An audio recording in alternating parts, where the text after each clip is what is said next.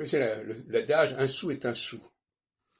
On peut s'appauvrir et même se ruiner en dépensant régulièrement certaines sommes, parce que ça s'accumule. Et on peut également s'enrichir en gagnant des petites sommes, mais régulièrement et dans la continuité. Et ça, c'est un secret que l'on acquiert quand on est dans une culture commerciale, à savoir, méfions-nous des petites dépenses qui s'ajoutent les unes aux autres et apprécions les petites rentrées qui s'ajoutent les unes aux autres au lieu de ne penser qu'aux grosses dépenses et qu'aux grosses rentrées. Ce qui est une erreur majeure. Il faut penser petit pour avoir gros.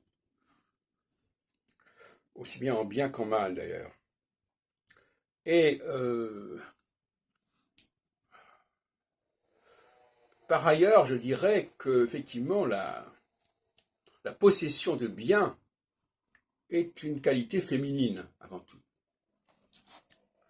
Et un homme qui n'a pas su se concilier les femmes risque de terminer assez pauvrement sa vie.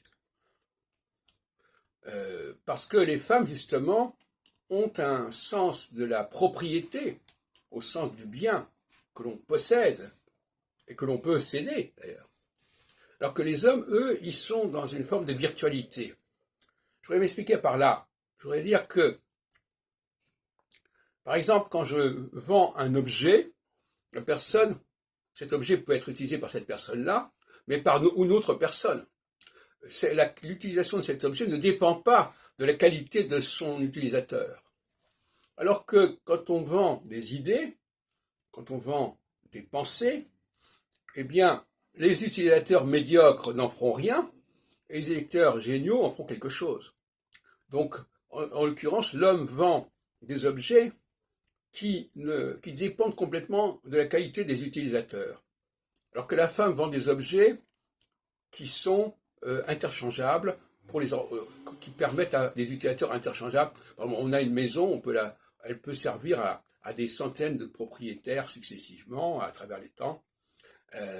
Ça ne demande pas de qualité particulière de la part des propriétaires. Alors que dans le domaine intellectuel, toute la question est de savoir qui sont les personnes qui s'emparent de l'objet en question et qu'est-ce qu'ils en font. C'est la parabole des talents.